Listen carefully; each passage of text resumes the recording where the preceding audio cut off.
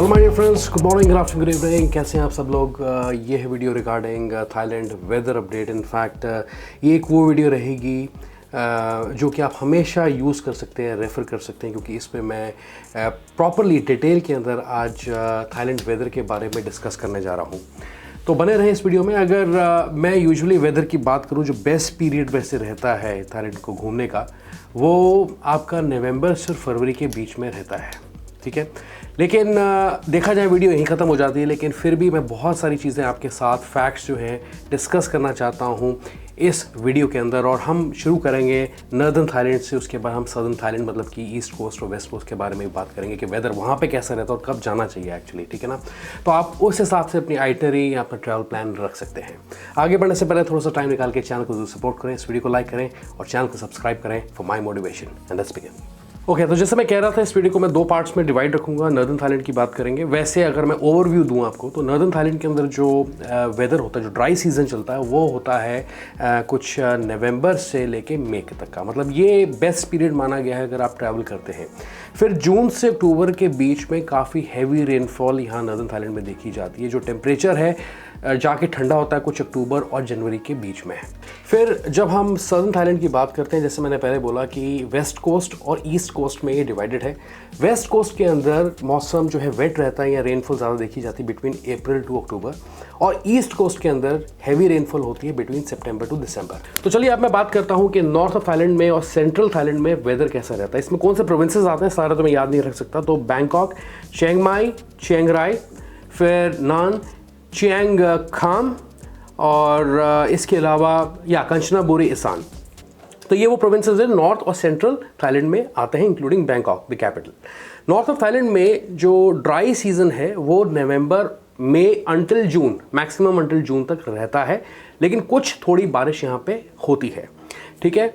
और जो ठंडे महीने हैं, वो जो ठंडा पीरियड है जब ज़्यादा अच्छा है आपके लिए जाना, तो वो मिड जनवरी तक रहता है। मतलब नवंबर से लेके मिड जनवरी तक जो है वेदर बहुत अच्छा रहता है। उसके बाद धीरे धीरे जनवरी से टेम्परेचर बढ़ना शुरू हो जाता है और पीक पे आते आते मतलब मार्च में के अंदर गर्मी यहाँ पे बढ़ जाती है, और इतनी बढ़ जाती है कि 30+ या 40+ डिग्री सेल्सियस भी टेम्परेचर चला जाता है सेंट्रल रीजन्स के अंदर खासकर, ठीक है, जिसमें बैंकॉक भी आता है। धीरे धीरे इस टेम्परेचर की वजह से बारिशें शुरू हो जाती हैं और उसके साथ हो जाती है ह्यूमिडिटी, जो कि ट्रैवलिंग को कंफर्टेबल नहीं बनाती हैं चीज़ें, right. It is less comfortable during that period. South west monsoon भी आ जाते हैं इसी दौरान, मतलब कि मई और जुलाई के बीच में साउथ वेस्ट मानसून सीज़न शुरू हो जाता है, ठीक है। और यहाँ पे पहले शुरू होती है थोड़ी बारिश, मतलब कि शॉर्ट डाउनपोर्स कह सकते हैं आप, और जो कि 1 घंटे के लिए चलती हैं। उसके बाद साफ़ हो जाता है, clear skies, you can see, थोड़ी गर्मी हो जाती है, थोड़ा ह्यूमिड हो जाता है, थोड़ा वार्म हो जाता है। फिर जैसे रेनी सीज़न बढ़ता है आगे, ठीक है, और काफ़ी हैवी हो जाती है रेनफॉल, ज़्यादा कांस्टेंट होने लग जाती है रेनफॉल और पीक लेवल पहुंच जाती है। तो वो जो पीरियड होता है यूजुअली वो अगस्त और सितंबर का होता है, ठीक है। जून और अगस्त के अंदर टेम्परेचर, जो एवरेज टेम्परेचर है वो रहता है 28 से 34 डिग्री तक जा सकता है, सेल्सियस तक जा सकता है, ठीक है। उसके बाद टेम्परेचर अगर ड्रॉप होता है तो वो मतलब विंटर मंथ्स कहा जाता है थाईलैंड के केस में, वो अक्टूबर और नवंबर के बीच में ही रहता है। अक्टूबर और जनवरी के बीच में टेम्परेचर जो है ठंडा रहता है, specially northern part of Thailand, जहाँ पे पहाड़ हैं ज़्यादा। जैसे कि चियांग माई की मैं एग्जांपल लूँ या चियांग राई का एग्जांपल लें, तो हायर ऑल्टीट्यूड्स पे जितने भी एरियाज़ हैं, सिटीज़ डेवलप्ड हैं, तो वहाँ पे जो एवरेज टेम्परेचर रहता है अक्टूबर से लेकर जनवरी के बीच में, वो 17 से 26 डिग्री तक मैक्सिमम जाता है। और शाम को ज़्यादा ठंड पड़ जाती है क्योंकि बादल हट जाते हैं और टेम्परेचर जो होता है, ह्यूमिडिटी लेवल्स जो होते हैं वो कम होते हैं। चलिए आगे मैं बात करता हूँ सदर्न थाईलैंड की। इसमें जो रीजन्स आते हैं, अंडमान सी हो गया, खाओ सोक हो गया, फुकेट, कराबी आ गया, कोफीफी आ गया, खाओलाक आ गया, सारे याद नहीं कर सकता तो लिखे हुए मैंने यहाँ, कोलांता आ गया, ठीक है, कोहकूद आ गया, कोचांग आ गया, खाओ सोक नेशनल पार्क आ गया, ठीक है। तो अब हम इसके बारे में बात करने लगे हैं। तो ये जो रीजन्स हैं ये आते हैं वेस्ट कोस्ट के अंदर थाईलैंड के, ठीक है। और जो वेदर है, वेदर की अगर बात करें, नवंबर से लेके मार्च तक का जो वेदर है बहुत अच्छा पीरियड होता है, बड़ा कंफर्टेबल होता है वेदर। और जो एवरेज डेली टेम्परेचर यहाँ बना होता है वो होता है 26 डिग्री से लेके 32 डिग्री सेल्सियस तक। हवा चलती हल्की सी, माइल्ड सी, और ह्यूमिडिटी लेवल्स जो होते हैं वो भी कम होते हैं as compare to the rest of the year. जब मार्च आता है तो मार्च से लेके मई तक टेम्परेचर जो है राइज करता है सदर्न थाईलैंड में, और जो भी प्रोविंसेस की मैंने बात की है, यहाँ पे जो एवरेज डेली टेम्परेचर रहता है वो रहता है 30 डिग्री से 36 डिग्री सेल्सियस तक।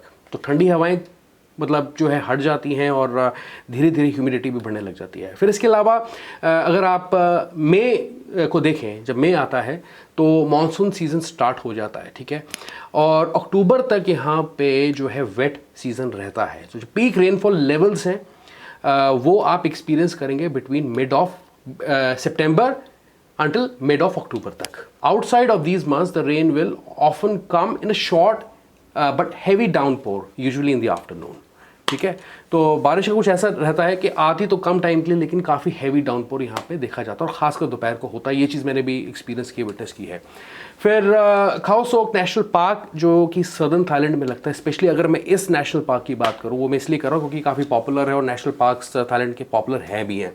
तो बेस्ट टाइम क्या रहेगा इसका घूमने का और वेदर कैसा रहता है, तो मई से अक्टूबर के बीच में ज़्यादा से ज़्यादा बारिश होती है और wettest, and it is one of the wettest areas in the country.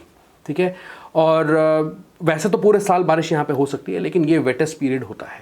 ठीक है, लेकिन यही जो पीरियड है बेसिकली इस नेशनल पार्क को विज़िट करने के लिए बहुत ही कंड्यूसिव आपको जो है एनवायरनमेंट देता है या टाइम देता है। मतलब कहने का जो टेम्परेचर है वो 25 से 26 डिग्री के बीच में रहता है और जो रेन फॉरेस्ट होता है वो भी काफ़ी ग्रीन और लश लगता है यहाँ पे। ठीक है, और it is a good period to spot wildlife around the national park. इसके अलावा आगे हम बात करते हैं गल्फ ऑफ थाईलैंड की, जो कि अगर आप देखें ईस्ट कोस्ट में पड़ता है और इसमें जो प्रोविंसेस आते हैं वो आते हैं को सामुई, को फनंगना, को ताओ, खनौम, हुआ हिन और चा आम। ये स्क्रीन पे आप देख लेना। ठीक है, ईस्ट कोस्ट में ये पड़ते हैं। दिसंबर से फरवरी के बीच में आप वेदर काफ़ी अच्छा एक्सपेक्ट कर सकते हैं इस रीजन के अंदर, गल्फ ऑफ थाईलैंड के। ठीक है ना, काफ़ी कम होती है बारिश और जो हवा है वो भी टेम्परेचर को जो है मॉडरेट रखती है यहाँ पे, और बारिश और जो क्लाउडी नहीं रहता हवा की वजह से, तो ये एक अच्छा फैक्टर है। थोड़ा ये है कि जो सी है थोड़ा डायनामिक हो सकता है, लेकिन ये एक बहुत अच्छा आइडियल कंडीशंस भी मानी गई हैं अगर आपने वाटर स्पोर्ट्स करने हैं। अगर आपको इंटरेस्ट है वाटर स्पोर्ट्स में तो ये पीरियड बेस्ट है आपके लिए अगर आप जाना चाहते हैं। मार्च में टेम्परेचर एज यूजुअल जो है बढ़ेगा और एवरेज डेली टेम्परेचर यहाँ पर रहेगा 29 से लेकर 35 डिग्री सेल्सियस तक का। ठीक है, और अप्रैल आते आते और अंटिल मई तक काफ़ी पीक पे गर्मी आ जाती है। जून के आसपास आप थोड़ी सी बारिश एक्सपेक्ट कर सकते हैं। वैसे आसमान यूजुअली क्लियर रहता है और you can C bright sunshine. ठीक है, फिर इसके बाद जब आप अगस्त में आते हैं, अगस्त से लेकर सितंबर तक मानसून जो होता है एक्सपेक्टेड होता है इस रीजन के अंदर, और बहुत ज़्यादा बारिश यहाँ पे होती है और at the same time humidity levels भी काफ़ी हाई होते हैं। तो मिनिमम टेम्परेचर रहता है वो 30 डिग्रीज़ के बीच में ही रहता है। ठीक है, और जो बारिश है, बारिश का जो पीक सीज़न अगर आप देखें वो अक्टूबर से नवंबर के बीच में यहाँ पे रह सकता है। फिर मैं बात करता हूँ लास्ट में को चैंग को कूद की, जैसे हमने लिस्ट डिस्कस की है। तो यहाँ पे ये जो प्रोविंसेस हैं, ये दो खासकर प्रोविंसेस, ये ईस्टर्न साइड को लगते हैं गल्फ ऑफ थाईलैंड के। गल्फ ऑफ थाईलैंड के भी ईस्टर्न साइड को लगते हैं और जो वेदर पैटर्न्स हैं वहाँ पे सेम ही रहते हैं, जैसे कि हमने अभी और बात की वेदर के बारे में पहले।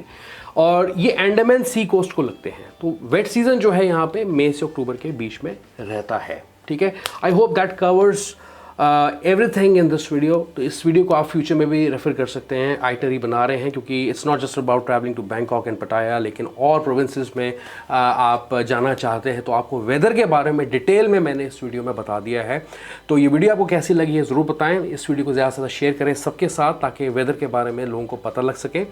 तो वीडियो को लाइक कर दें, चैनल को सब्सक्राइब ज़रूर करें for more travel content and updates through this channel the travel man. I see you once again, goodbye, take care.